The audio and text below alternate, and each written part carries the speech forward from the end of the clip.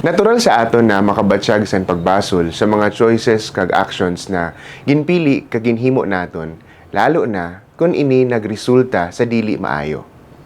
Pero sabi baya ni Mark Twain, ang mas grabe na pagbasol nangyayari o nababatsyagan naton kung sa una pa lang, wala man lang kita mag-try, kag mag-inisip na lang kung nano kaya ang posible na nangyari kung wala kita nagduwa-duwa. Maay na aga po sa aton tanan, Sir David po. Mata na po kamo, bangon na. Kag tunaan na ang usad na naman na busy na adlaw. Pero bagoy na, hamos, paniaga kita.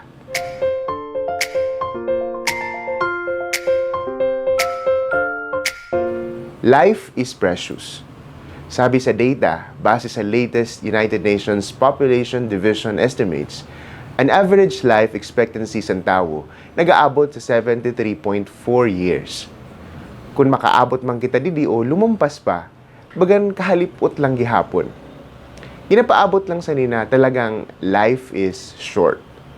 Kaya kita man bilang tao, nagapasiguro man kita na dili kita mag-abot sa punto na sabihon naton sa aton sadiri na kung tani ginhimo ko na lang. O kundi man, kung tani nagkanto na lang ako.